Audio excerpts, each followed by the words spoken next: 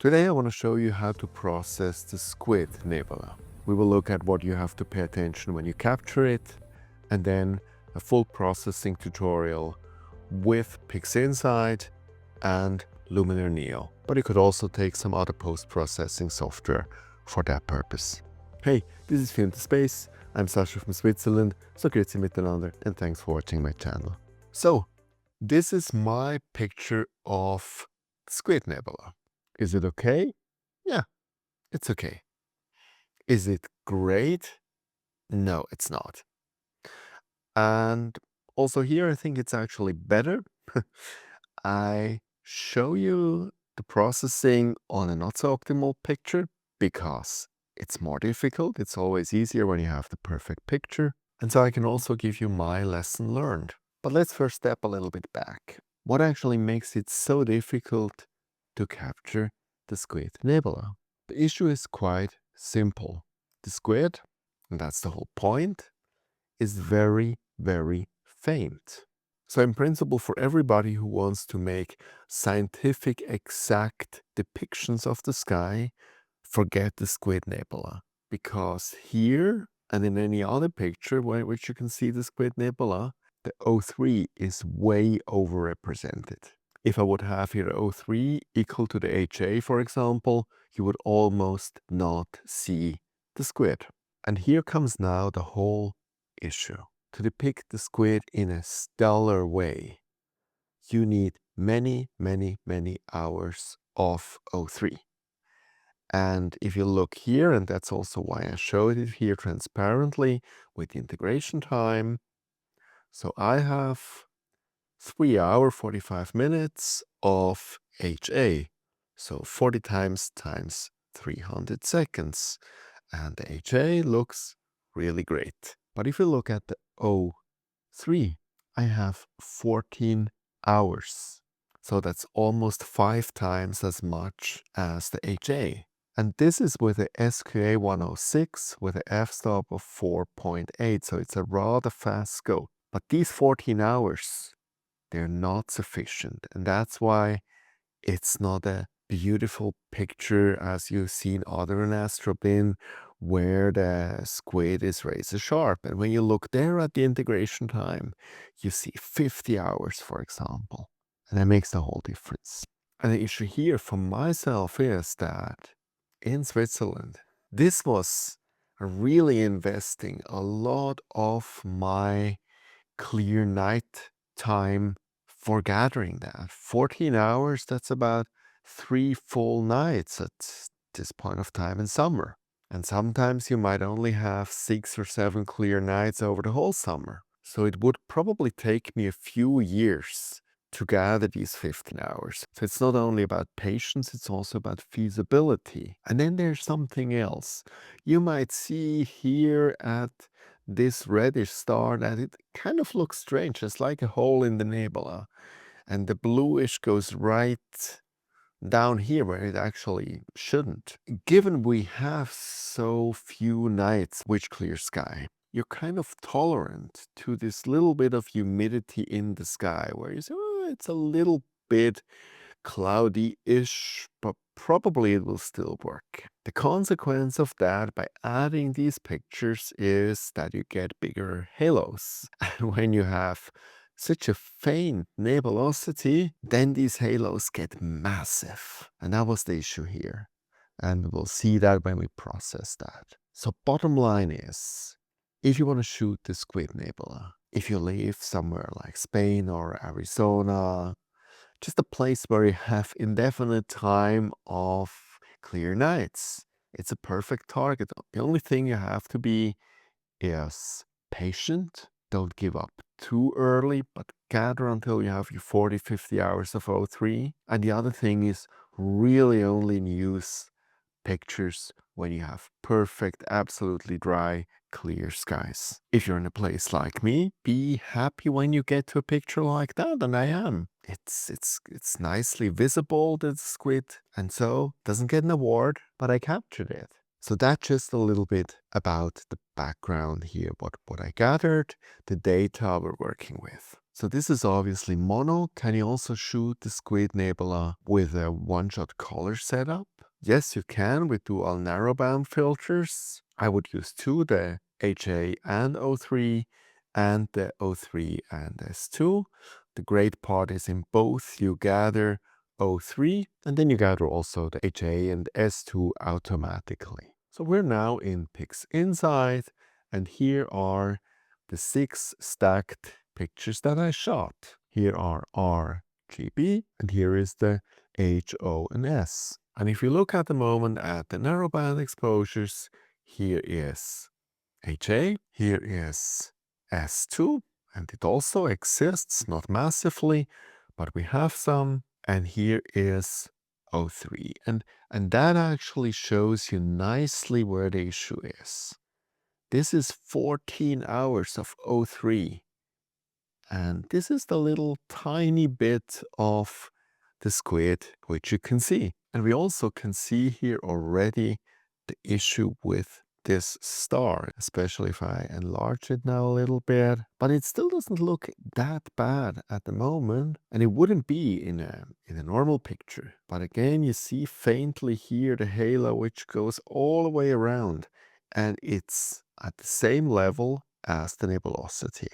And that's where really the problem lies. The only thing I did until now is cropping so that the stacking residuals are gone. And so we start with gradient removal. There is quite some gradient there because I don't know if you have seen that in the Astrobin data that I shot this picture by full moon, 100%. And another thing which you would never do in Arizona or Spain, they would call me completely insane to do that. But again, I do not have any choice. If there is clear sky, I have to shoot. And if it's full moon, I will have to shoot a narrowed band target, as I can completely forget any galaxies or something like that. So I didn't. Actually, it still works because I have 3 nanometer filters, and then it's feasible. Is it ideal? Definitely not. So with the gradient removal, my weapon of choice is always the gradient correction. I activate the automatic conversion, I activate the generate gradient model so that we can see what is going on. And then let's do the RGBs, because for the RGBs it's anyway not so important, as we will anyway only use the stars. So let's look, and that looks kind of okay. Also here it's now nice and even, so that's good. So next with the blue and with the green. So that was the easy part. Now let's see if it also works nicely on the narrowband. That looks a little bit strange. So I go back. Let's just add here the simplified model and also make this here a little bit smoother. Let's try it again. And that should be already better. Let's see. And that looks now pretty okay. So we're going to do that also with the other two now. That's good too. That's nice. It's quite even. Now we're already going to do some combinations. And we're going to combine the stars, which is R and G. And here are our stars. And they're nice. Obviously they're nice because with the SK106 you get really, really pinpoint stars, and that's really a pleasure to see. And with that actually we do not need the red anymore, we do not need the blue anymore, and also not the green. Also with narrowband we do that, but here we do it a little bit different. We take obviously the hydrogen, red, and now we take the sulfur for green and the sulfur for blue. So we do an HSS. And here we go. Let's look at it. And here it is. So you might ask, why did you do that?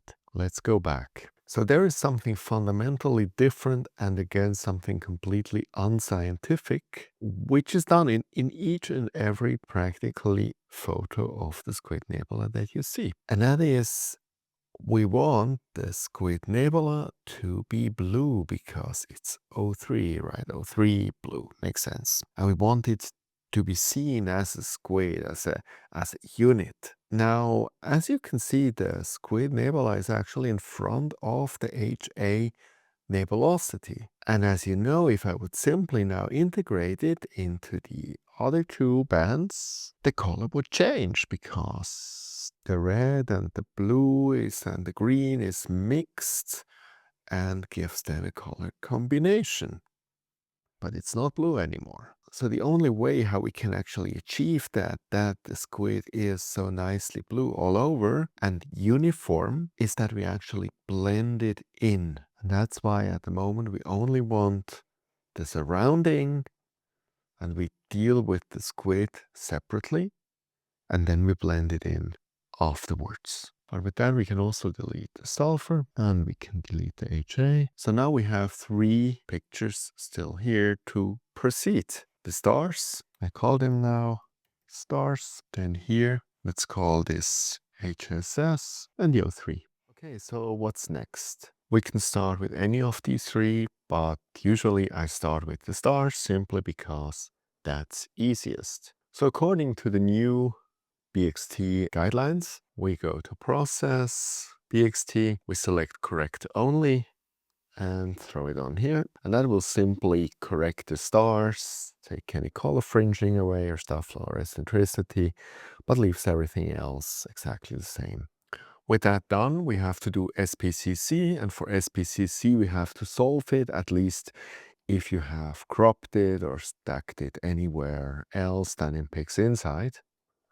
I use for that SETI Astro Blind Solver 2000. You need the astrometry.net API key, which you get for free at the homepage. You need to ensure that you have the right image selected. Then you click Start Plate Solve. And shortly after the image solver comes up, we simply say OK. OK, and that is done. And with that, we can do now the SPCC. Here we have a 571 sensor. So we select that. We leave everything else as it is and throw the triangle on it. Okay, it's done. That looks really good, the curves. We close SPCC, no worries, just auto stretch again. And that does not look much different than before, which is actually good, which shows that it was recorded in the right way. So now comes the second appearance of BXT. Now here we definitely want the stars a little bit smaller, but not too small. So I would only put that on 20%. The halo I will leave as it is. We have anyway no non-stellar adjustments here. So we throw that on here. Okay, that's done. Here it really depends how large and the quality of the original stars, how much you have to sharpen them. Here we do not need the noise exterminator as we anyway remove the background. It's only about the stars. So we can go right to the star exterminator. So here is the star exterminator. Ensure that generate star image is selected because that's what we need. Throw it on here. So here we have now the stars. Here is the background. We can delete that. The stars we have to stretch. For that we take the Auto SDF away. We go in Script, SETI Astro, and then Star Stretch. We activate Show Preview. We can give a little bit of a color boost. And we execute. And that's good for a start. Now we go Process, Generalized Hyperbolic Stretch. We get a preview. We zoom in. Here we have it, the stars. We say Send to SP. With the Protect Highlights here, we decrease that massively that we don't blow up stars. We leave the local intensity at 0 and we start increasing here. And look how nice these stars are coming. And as Joss Stone once said, less is more. We don't want to have too many stars, too bright, because at the end the nebulosity is our star and not the stars. Still, this should look nice. I would say that looks about okay to me. In the second iteration, I give it a tiny touch more, but really only a tiny touch. Now we can close that down. And I would say that's okay for the moment. So we have the stars. So what are we going to do next? From my perspective, the HSS, as this is really the foundation of the whole picture. So also here we go a very similar workflow. We do not really have to use the BXT here first, as we do not care about the stars. But we can actually use SPCC here to get the colors of the nebulosity right. And for that, again, we need to have it solved. So again, we go to the Blind Solver 2000 and run it. Okay, so that worked out fine. So now we can do SPCC. Now here we need different settings. For the white reference, we go to photon flux. PE curve we leave on ideal QE curve. Then we enter the narrowband filter mode. The red filter is the HA wavelength. And the green and the blue is 672, which is representing for S2. And with that, we can let it run. And as you can see from a graph point of view, that looks actually really nice. So that's good. So let's see if we now click on the auto stretch, how it looks like. And that looks fine. So now we're actually still doing BXT because we want to have here especially the nebulosity enhanced and sharpened. So we're actually sharpen here the stars more and also reduce the halos more than we did before. Why? Because it's an interesting thing. When you afterwards add the stars again, the stars should be bigger than the part that was removed. That definitely there's no artifacts. So that's a little bit a trick of me.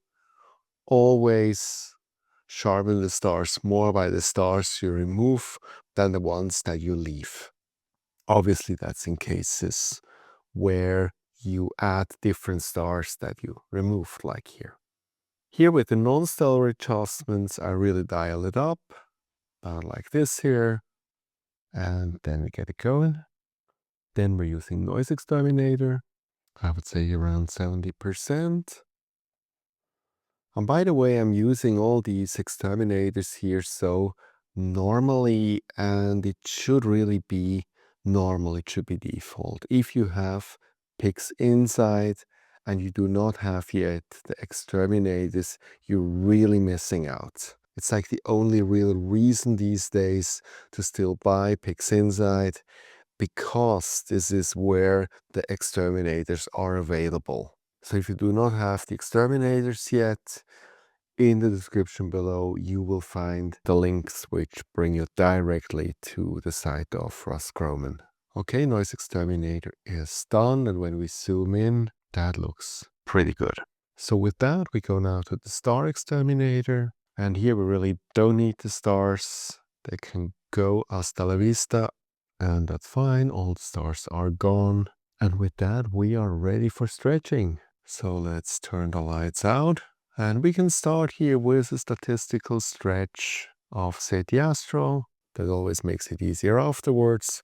Let's go here down to about 0.15 and preview refresh. That looks already very nice as a start. So we say execute. As you see, that's always the system that I use. First step, use one of the, say, the Astro tools to stretch, be it the star stretch or the statistical stretch, and then use GHS for refining this. Okay, we can close this. And here we have now the stretched version. I go to GHS. So now the first thing that we do, we get the preview. That's how it looks. So let's now do the first stretch. So what we actually want is to give this whole thing a little bit more amp, a little bit more contrast. So we're looking here for about a typical place.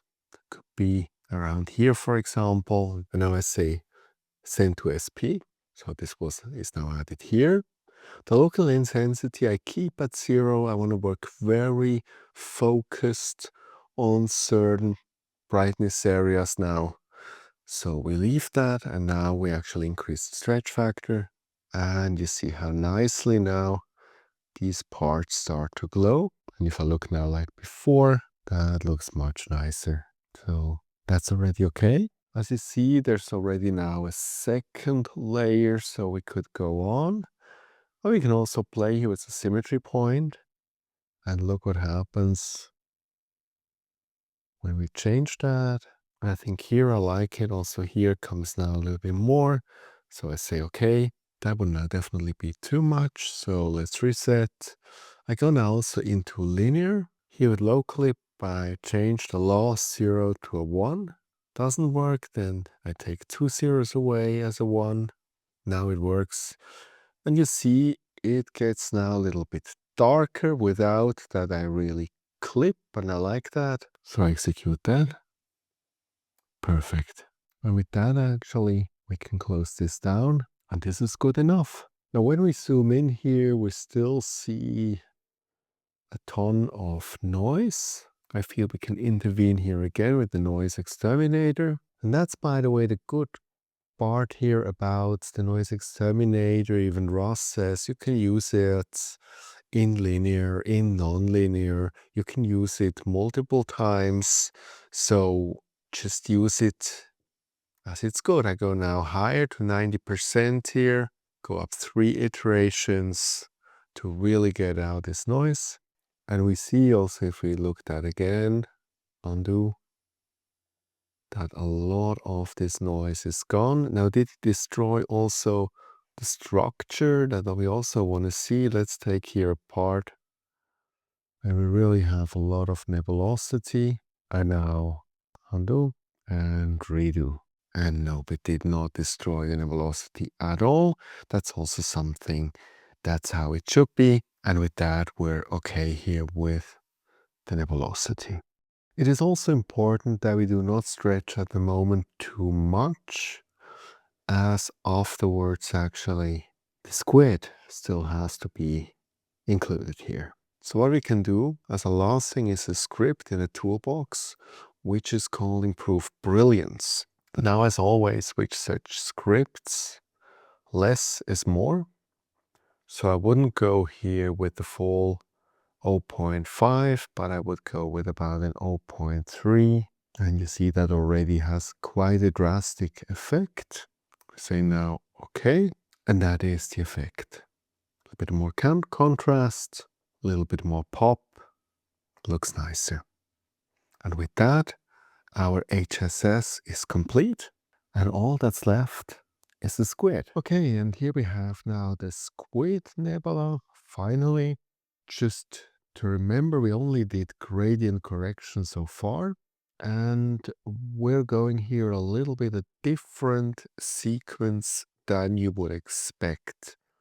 And that might be just in my case, but at least for me, the issue is that not all stars get removed, especially if I first do blur exterminator and noise exterminator in this case.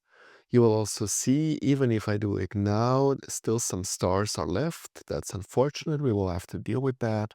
At least it removes most when I go this way, and I have to first now the star exterminator.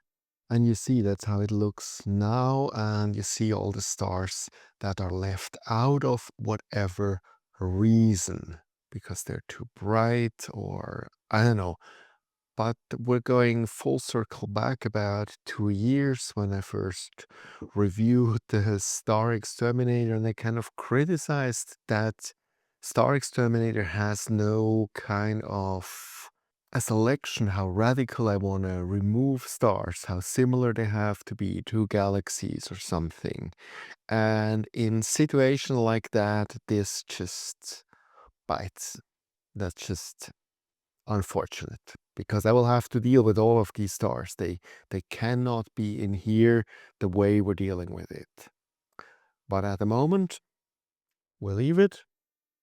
We deal later with it. So now I go blur exterminator. And given I have to get rid of the stars, I really want to reduce them to the max, and also the halos, remove them to the max. The smaller they are, the easier afterwards to kick them out.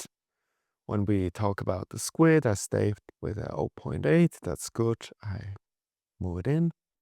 Okay. And then very, very important here, noise exterminator. The better we can kill here all this noise, the better. I also go to a 1.0, 3 iterations. I want to really kill all the noise here. And that's it. As smooth as possible. So you might ask, so how do you get rid of all this stuff to use the blemish blaster? And unfortunately, for stuff like that, especially for this one, the blemish blaster is not good enough. Nothing in PixInsight is actually good enough. And to deal with it outside of PixInsight, we first have to stretch it. That's what we're doing right now. So let's put the lights out. Script, City Astro, statistical stretch. We're going to stretch it very, very gently, just about 0.1. Execute. Okay, and that's good. Now we're going generalized hyperbolic stretch. Let's have a preview. Let's see, we want to move this here still a little bit out. So send to SP.